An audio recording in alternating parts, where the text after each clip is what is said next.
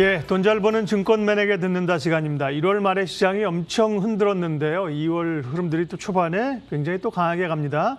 메리츠증권 광화문 금융센터 신영목 이사님과 함께 2월 증시 유망주 또 3개 오늘 골라보겠습니다. 전화로 화상으로 연결돼 있습니다. 이사님 안녕하십니까?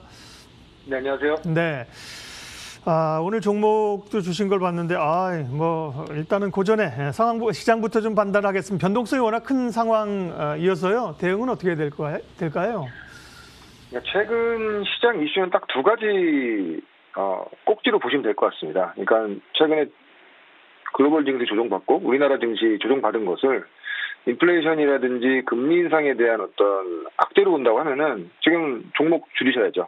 아니면 현금도 많이 챙기셔야 되는데 그런 것이 아니고 다들 아시겠지만 게임스탑으로 연루된 이런 어떤 헤지펀드들의 어떤 수급적인 이슈로 인해서 이 양시장이 신흥시장이 빠지고 미국 시장이 빠진 거라면, 그러니까 수급적인 이슈 때문에 시장이 잠시 조정받은 것이라면 그동안에 많이 올라서 우리가 사고 싶었으나 사기에 부담됐던 종목들이 조정받을 때 적극적으로 모아가야 되는 구간이라고 보고 있고요.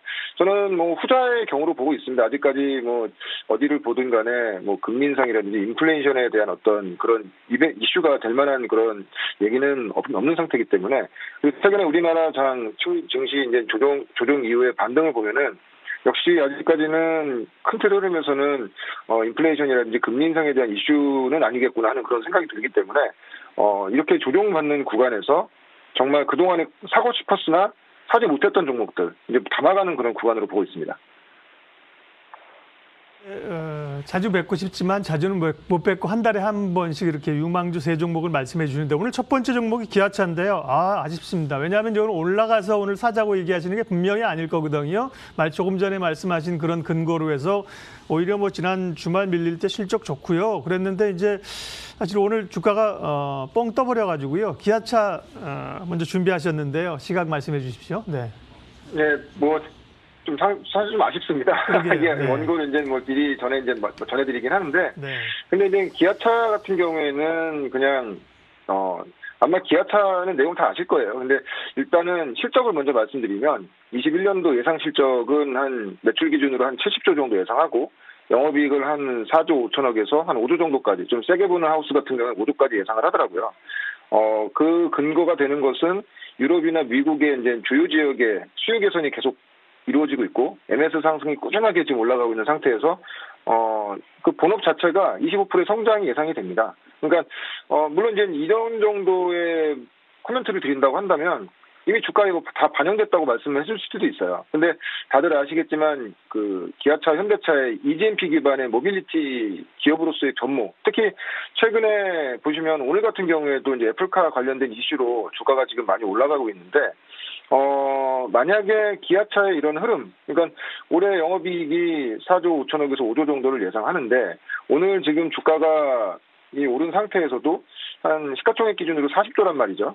그러면 전통 산업군으로 해서 여전히 시크리컬 종목으로 봐줄 수 있는 것이냐. 왜냐하면 어떻게 됐건 간에 미래차에 대한 부분을 다른 경쟁사보다 빠르게 열고 가는 것이기 때문에 지금 테슬라 같은 경우에도 PER이 지금 말이 안 될 정도로 많이 지금 90배, 100배 상태인데, 그 이외에 테슬라 대 반 테슬라 진영에서 가장 지금 앞서가고 있는 현대차, 기아차 그룹이라고 한다면 기아차에 대해서도 리레이팅이 충분히 가능하다.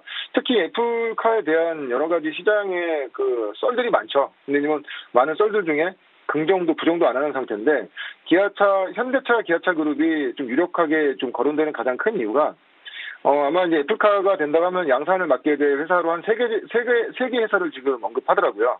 폭스바겐이라든지 GM, 폭스바겐과 GM, 그리고 현대차, 기아차 그룹인데, 일단 GM 같은 경우에는 다들 아시겠지만 노조 이슈 때문에 애플이 사실 노조 이슈를 굉장히 꺼려하거든요. 그래서 GM 같은 경우에 좀 꺼릴 수 있다는 얘기가 있고, 폭스바겐 같은 경우에도 위탁 생산이 가능하지만 아직 북미 시장에 이렇다 할 제대로 된 라인이 없습니다. 공장이 없는 상태인데, 현대차, 기아차 같은 경우에는 현대차는 엘라베마에 공장이 있고 기아차 같은 경우에는 조지아 그리고 멕시코 공장까지 합친다고 하면은 연간 100만 대 정도를 생산할 수 있는 생산 라인이 이미 갖춰져 있는 상태거든요. 그렇기 때문에 시장에서 유치하는 것은 애플카의 위탁 생산을 결론적으로는 현대차, 기아차가 초기에는 낙점되지 않겠느냐. 만약에 그렇게 된다고 하면은 당연히 리레이팅이 돼야 되는 그런 구간으로 보고 있고, 그러니까 오늘 주가가 굉장히 변동성이 심해서 많이 올랐다가 또 조정받고 있지만, 문제 우리가 좀 중심적으로 봐야 될 것은 올해 영업이익, 그러니까 4주에서 5조 정도의 돈을 버는 회사가 지금 시가총액이 40조. 근데 전통산업군으로 본다고 하면은 사실 선반영됐다고 볼 수 있지만 이것을 미래차에 대한 어떤 구분으로 본다고 하면 충분히 리레이팅이 돼야 되는 그런 구간으로 보고 있기 때문에 기아차 역시 시장이 지금 조정을 받거나 아니면 뭐 어떤 뭐 매크로한 이슈 때문에 뭐 이제 좀 더 조정이 깊어진다고 하면은 그런 구간에서는 그동안에 기아차 편입 못하셨던 분들은 좀 꾸준히 모아가시는 그런 전략이 좋을 것 같고요. 일단 뭐 목표가는 13만 원, 손절가는 7만 원 제시해드리겠습니다.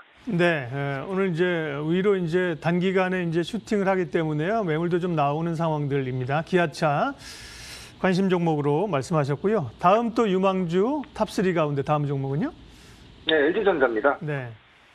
일단 뭐 역시 LG전자 역시도 제가 이제 실적을 먼저 올해 이제 예상 실적 먼저 말씀드리자면 25회 예상 실적은 한 매출 68조 정도, 영업이익 한 3조 5천억에서 4조 정도를 지금 예상하고 있습니다. 지금 시가총액 기준으로 한 26조 정도.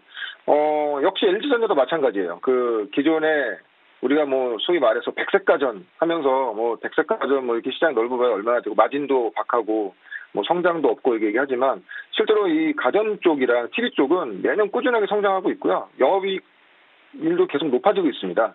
특히 그 다들 아시겠지만 이 그룹의 주요 캐시카우를 지금 맡고 있고 아마 이제 가전 쪽과 TV 쪽이 전체 매출의 매출 기여도가 한 65%에서 70%가 이상 넘고 있거든요.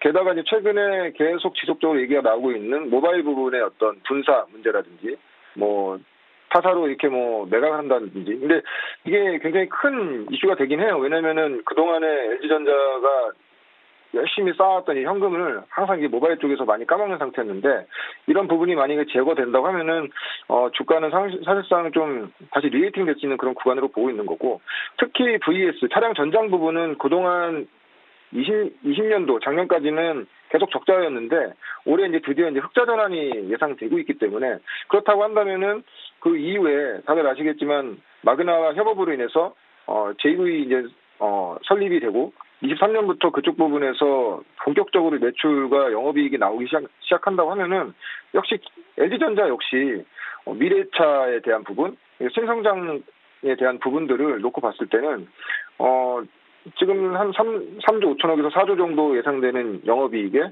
지금 시가총액이 뭐 지금 한 26조 정도 수준이라고 한다면 여전히 PER 기준으로 이제 10배 이하. 그러니까 LG전자 역시 마찬가지예요. 그러니까 올해 실적이 좋긴 한데 어떤 미래 성장률에 대한 부분이 없다고 한다면 이 정도가 적정선이죠. 그러니까 어떻게 보면 지금 파셔야 되는 게 답이지만 미래의 어떤 그 산업에 대한 시장을 열고 가는 그런 구간이라고 한다면 지금 과연 항상 이 10배 이내에서만 닫혀 있어야 할 주식인가 이렇게 생각해 볼 수 있고요. 그래서 LG전자 역시도 뭐 조정 구간에서 모아가셔야 된다고 보고 있고 LG전자 같은 경우에는 아마 이제 계속 모바일 부분의 매각 이슈가 이제 계속 얘기가 나올 때마다 주가가 굉장히 좀 강하게 반응할 수가 있거든요. 지금 최근에 조정으로 인해서 지난번에 이제 모바일 부분 매각 이슈 때문에 주가가 올랐던 부분에 지금 다 밀린 상태이기 때문에 여전히 지금 구간에서는 좀 관심 있게 봐야 되는 구간이라고 보고 있고 좀 최근에 조정을 좀 잘 받아서요. 지금 자리도 굉장히 좋은 것 같습니다. 그래서 지금부터 꾸준히 모아가는 전략으로 가시면 될 것 같고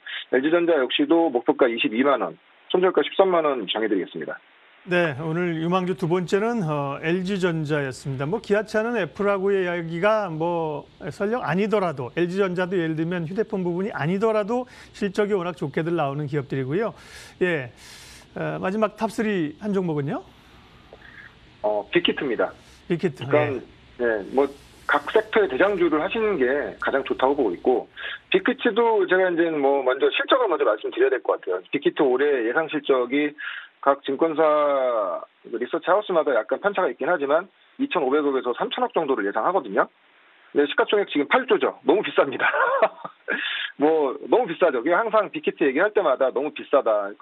과연 아무리 뭐 방탄소년단 BTS의 가치를 놓다고 해도 너무 고밸류다. 차라리 기존의 엔터 빅3가 낫지 않냐 이렇게 얘기하는데 근데 우리는 지금 저희가 봤을 때는 최근에 아시겠지만 글로벌 OTT 업체들의 어떤 경쟁으로 인해서 우리나라 콘텐츠를 제작하는 제작사라든지 또 고유 IP를 보유하고 있는 회사에 대한 리레이팅이 지금 계속 진행 중에 있거든요.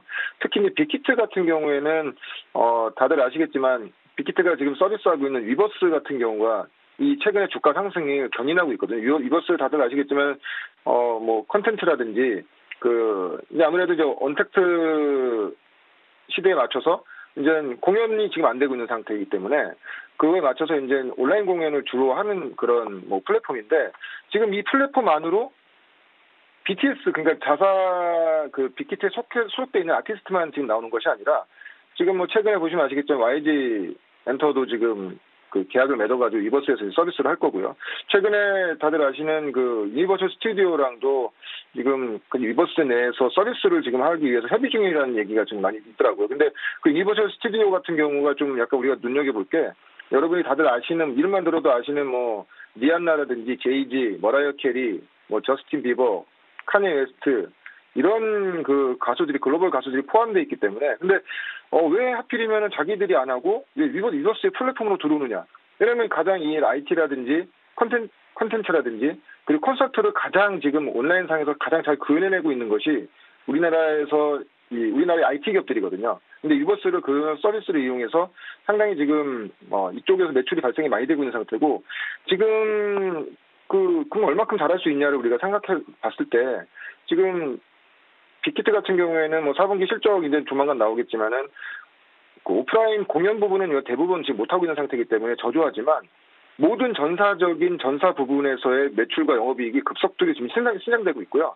특히 이버스의 어떤 매출과 영업이익이 굉장히 빠르게 올라오고 있습니다. 근데 여기에 기존에는 이 빅히트에 소속된 아티스트들만 나와서 이런 상태인데 아까도 말씀드렸지만은 뭐 YG의 어떤 아티스트라든지 뭐 아니면 이제 유니버셜 그룹의 어떤 아티스트들이 속속 위버스 플랫폼 안에도 들어오게 된다고 하면은 그 파괴력이 엄청난 거죠. 그러니까 이 지금 BTS의 어떤 시장에 대한 평가보다도 실적에 대한 평가보다도 이 위버스 플랫폼이 갖는 확장성과 파괴력 이걸로 봤을 때는 충분히 그 부분을 인정해 줘야 된다. 아까 뭐 서두에 말씀드렸지만 이 플랫폼이 갖는 어떤 이런 가치는 밸류는 정말 이제 시장에서 어떻게 밸류를 선정하냐에 따라 틀리긴 한데 지금 구간은 그래서 그런 이 위버스 플랫폼에 대한 밸류를 지금 재평가하는 구간이라고 보고 있고요. 아마 이 속속들이 지금 위버스 플랫폼 내로 다 들어오고 있고 그만큼 그럼으로 인해서 이 어떻게 됐건 간에 이 초기 시장을 먼저 선점하는 그런 개념을 볼 수 있거든요. 이 엔터 플랫폼 자체에서 콘서트 플랫폼을 지금 위버스가 먼저 잡고 있는 거기 때문에 그런 가치를 본다고 하면은 초기에 상장 시에는 굉장히 비싸다. 뭐 BTS 아무리 BTS라도 이거 너무 고밸류라고 해서 주가가 많이 빠지긴 했지만 지금은 이 위버스 플랫폼의 어떤 가치, 플랫폼으로서의 가치를 놓고 본다고 하면은 충분히 업사이드가 좀 상당히 좀 높게 열려있는 그런 상태라고 보고 있고요. 그래서 목표가는 뭐 30만 원 정도, 손절가는 19만 원 정도를 책정하셔서 접근하시면 좋을 것 같습니다. 예, 오늘도 그야말로 선이 굵은 기업 세 종목을 2월 유망주로 말씀하셨습니다. 돈 잘 버는 증권맨에게 듣는다. 메리츠증권 광화문 금융센터 신영목 이사님 함께했습니다. 고맙습니다. 고맙습니다.